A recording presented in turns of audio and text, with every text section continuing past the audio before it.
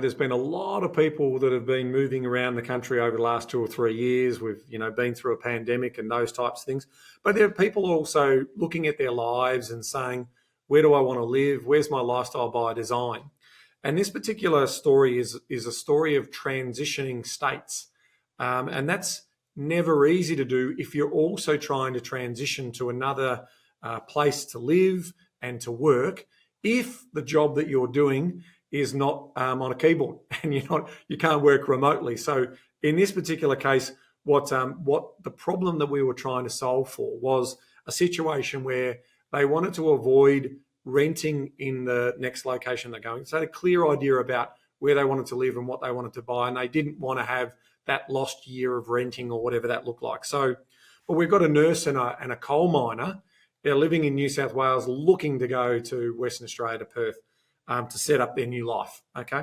And so part of this particular story is if you go to a lender and you're telling your lender, here's my jobs, and then they say, what's your plan? Oh, we're going to buy a house in Perth. And they go, well, it doesn't service. If we keep the existing property and we've got the new property, we can't actually service that. And then also there's another big problem here is like, okay, if you're moving, you can't do those jobs remotely.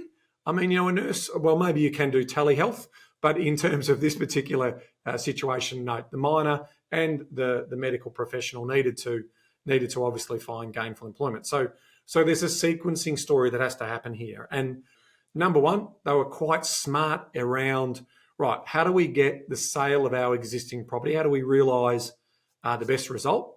And well, that is to, present it in its best form. And that meant some renovations.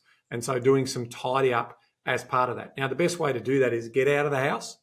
And so they decided to rent to get out of the house to obviously set it up and then style the property to get the best result for sale. The sale of the new property is also going to mean that there's going to be proceeds of that, which are ultimately going to mean you'll get your pre-approval for that future purchase in Western Australia.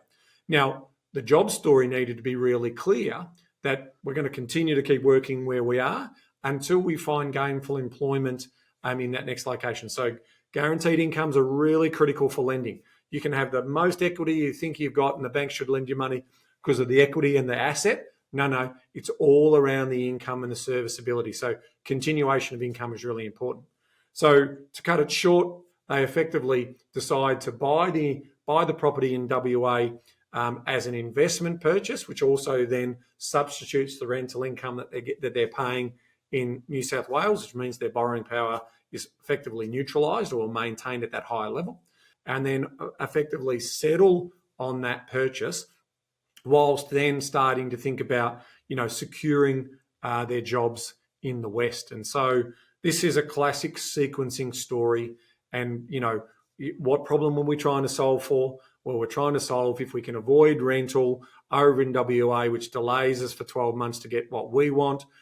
We're confident that obviously the two industries that we're associated with will give us gainful employment. So, stay where we are, continue to keep doing the work, get our letters of offer of moving across there, and away we go in terms of being able to execute on that particular story. So it's a terrific outcome. It means that there's no real dead money in terms of or time delay in them getting into their owner-occupied home and getting to set up their new life in their new state. So stage one was releasing equity to fund the reno at the beginning, get that sorted, maximise the sale price. Then stage two became the pre-approval for the next purchase, as well as optimising all those sequences that you said. So there's a couple of key things here. They couldn't wing it.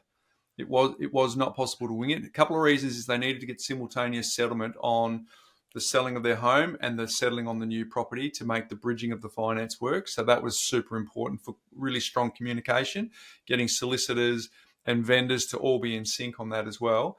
And then to your point too, Ben, they had very challenging transient natures of the role, which meant that they needed to sequence that correctly so that they could actually service the lending and do what they needed to do. So they got interest only for on the lending for 2 years, so they could maximise their surplus in those first 2 years so that they could adjust to the WA way of life.